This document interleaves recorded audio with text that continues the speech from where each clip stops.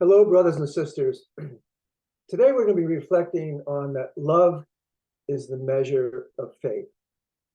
Today's gospel reading reminds us, in no uncertain terms, that the whole of the divine law can be summed up in love of God and love of neighbor. Matthew offers an account of the Pharisees who colluded to put, as it often their penchant, to put Jesus to the test. Of all the laws in the Torah, which of these are the greatest? And it really is kind of an insidious question because there are over 600 precepts as mentioned in the law of Moses. And how should the great commandment be distinguished from all of these? And more to it, what criterion would you use? But despite the murkiness of the question, Jesus responds without hesitation. Quoting from the book of Deuteronomy, Jesus references the Shema. You shall love the Lord your God with all your heart, with all your soul, and with all your mind. And Jesus could have stopped there. I mean, who would argue against that? Yet he adds something extraordinary that may not be readily apparent. He says, and a second is like it. You shall love your neighbor as yourself. In this case, Jesus just didn't invent that commandment, but he pulled it from the book of Leviticus, chapter 19, verse 18. And what's so novel about this is that Jesus places these two commandments together, love of God and love of neighbor, revealing that, in fact, that they are inseparable and complementary. I think what Jesus wants to teach us is that without love of God and love of neighbor, there is no fidelity to this covenant with God. Simply put, you cannot love God without loving your neighbor, and you can't really love your neighbor without loving God. Prior to his retirement, Pope Benedict XVI wrote an encyclical, Deus Caritas Est, God is love, which offered a beautiful commentary on this topic.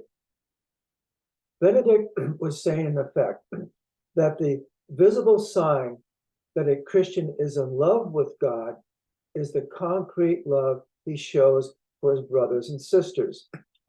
The great commandment to love God and neighbor is not the top of the 613 commandments, but is at the very center, because it is from the heart that is grounded in love that everything must go to and which everything must return and refer. Think about it. We are made in the image of God, who is love. Therefore, we are most human when we are in love and sharing that love with others. If we don't have love, then the rest of our religion really serves no purpose. This is confirmed by our first reading from the book of Exodus, the so-called covenant code, where it is said that one cannot adhere to the covenant with the Lord and mistreat those who enjoy his protection. The author specifically speaks of aliens, foreigners, orphans, and widows in the land. What this meant is that these people were very vulnerable and had a very difficult time surviving, let alone flourishing, because they had no family support. Most cultures of ancient times, and indeed even today, foreigners were simply objects of contempt, often regarded as being inferior. Now, coming at the heart of the Old Testament, we have the astounding and revolutionary teaching to take care of the aliens, foreigners, and strangers, as well as orphans and widows. People of God, when we stand before the misery of people, we are called to assist them materially and spiritually, so that none of them, left to themselves, would feel lost, feeling abandoned. more to it, we should have compassion for them. And what is compassion? It is a fellow feeling to suffer with.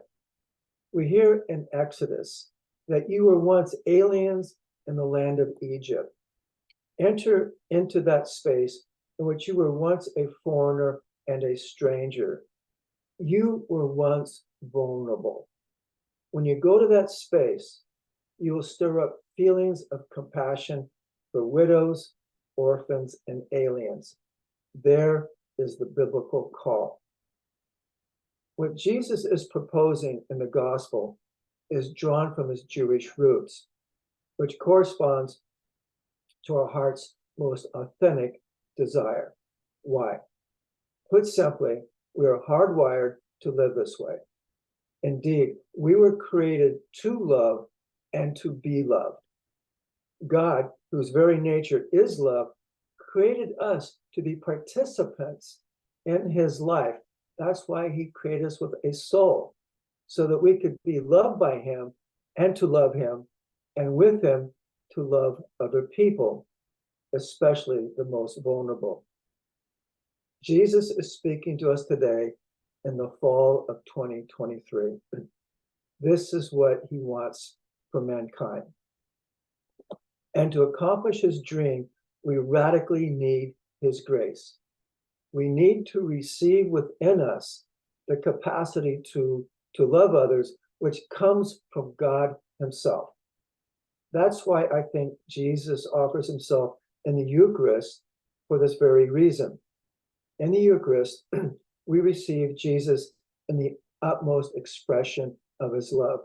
We receive his body and blood, his soul and divinity, when he offers himself to the Father for our salvation. This is the consummate act of love. So may the Blessed Virgin Mary help us to welcome into our life the great commandment of love of God and neighbor. Love was the measure of Mary's faith. Through her intercession, may we strive to commit ourselves to it and put into practice serving the weak and the vulnerable. Amen.